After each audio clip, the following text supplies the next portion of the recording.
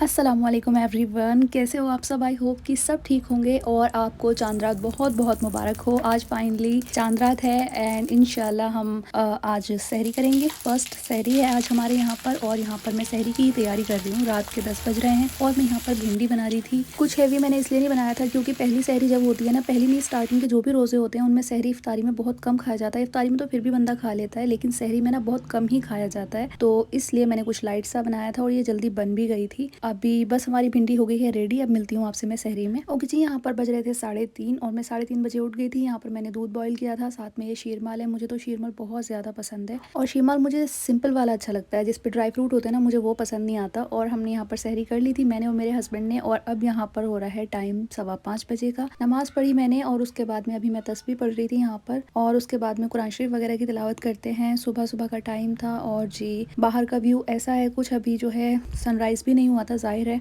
और बाहर का दिखाती हूँ मैं आपको, बिल्कुल शांति पड़ी हुई थी। शायद सब लोग इबादत में लग रहे होंगे। मैंने तो यहाँ पर नमाज और कुरान दोनों चीज़ें पढ़ ली थी। और ये देखें बाहर का व्यू। अच्छा जी, इसके बाद मैं 1-2 घंटे के लिए सो गई थी और फिर मैं 8 बजे उठ गई थी क्योंकि मेरे हस्बैंड को काम पर जाना था। वो काम पे चले गए थे और फिर उसके बाद में मुझे नींद ही नहीं आई। तो मैंने बहुत कोशिश की मैं थोड़ी देर और सो जाऊँ, लेकिन मैं नहीं सो पाई। और फ्रूट बास्केट हमारी खाली हो गई थी, इसलिए मैंने फ्रूट्स लिए थे। यहाँ पर खरबूजा, पपाया और बनाना वगैरह मैंने लिए थे। और हमने ली थी खजूर। अच्छा, पहले मैं डब्बे वाली खजूर खाती थी अपने घर पे भी और मुझे हमेशा से वही अच्छी लगती थी, लेकिन यहाँ पर मैंने ना अपनी ससुराल में ये ट्राई की थी। मेरे हस्बैंड ने मुझे ला करके दी थी, जो ओरिजिनल होती हैं। इनको किसी जो है शीरे वगैरह में पकाया नहीं जाता, तो इनका टेस्ट ज़्यादा अच्छा होता है, मुझे ऐसा लगा। तो मैंने यही ली थी इस बार भी। और ये देखें अभी जोहर का टाइम है, मैंने नमाज पढ़ ली है, कुरान शरीफ पढ़ रही हूँ मैं यहाँ पर। और ये पहला रमज़ान है मेरी शादी के बाद में मेरी ससुराल में, तो काफ़ी एक्साइटेड थी मैं। लेकिन क्योंकि मेरी हेल्थ इशू चल रहे हैं बहुत सारे मेरे साथ में, तो इसलिए मैं ज़्यादा प्रिपरेशन नहीं कर पाई। और यहाँ पर लाइट चली गई थी, तो बस मैंने कुरान शरीफ भी जितना पढ़ा था उतना ही रख दिया। और क्योंकि इन्वर्टर ख़राब था ना, तो इसलिए मैं नहीं पढ़ पाई ज़्यादा। और यहाँ पर अब मुझे अपने हाथों की चूड़ियाँ नहीं अच्छी लग रही, तो इनको चेंज करते हैं। मेरे हाथों का कॉम्प्लेक्शन बहुत डार्क हुआ है, तो ये गोल्डन चूड़ियाँ नहीं अच्छी लग रही, तो और कोई देखते हैं। अच्छा, वैसे तो आपने देखा ही होगा मेरा जो बैंगल्स कलेक्शन है, मेरे पास में बहुत सारी चूड़ियाँ हैं माशाल्लाह से। लेकिन यहाँ पर मैंने थोड़ी सी लगाई हुई हैं जिनकी मुझे ज़रूरत पड़ती है डेली यूज़ में। तो मैं अभी सोच रही थी मैं ब्लैक पहनूँ या कौन सी पहनूँ। बाकी ये गोल्डन वाली जो है ना, ज़रा मेरे हाथों में मुझे अच्छी नहीं लग रही, तो इनको मुझे चेंज करना है। देखते हैं। एंड ये रखा सामान कुछ, मैंने इसको थोड़ा बहुत ऑर्गेनाइज़ किया था, अंदर अंदर से सेट किया था। बाहर तो अभी भी कचरा पड़ा हुआ है।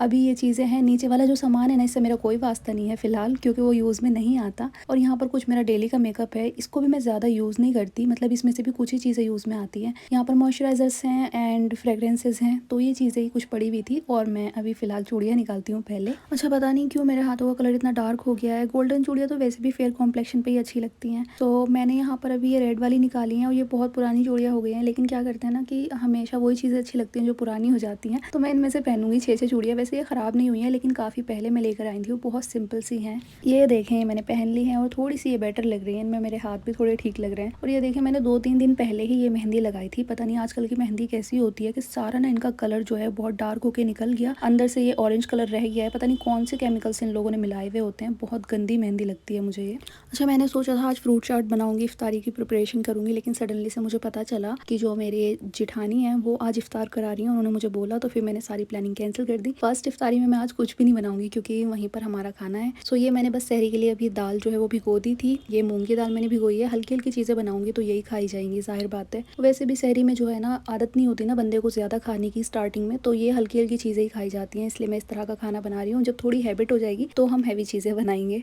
अभी यहाँ पर कुछ बर्तन पड़े हुए थे, इनको वॉश कर रही थी मैं। और उसके बाद मुझे इफ्तारी का टाइम हो चला था, अभी कुछ भी नहीं किया आज मैंने। और बस यहाँ इफ्तार में 5 मिनट रहते थे, तो मैं उनके रूम में आ गई थी। मैं और मेरे हस्बैंड और बाकी सब भी फैमिली मेम्बर थे, और यहाँ पर जो है इफ्तारी का सामान लगा हुआ था। इफ्तारी कर ली थी। उसके बाद में जो है मैं जा रही थी बाहर, और जाके भी आ गई थी। बाहर कुछ रिकॉर्ड नहीं किया था, आइसक्रीम खाने गई थी मैं बस, और आ गई थी थोड़ा वॉक करके।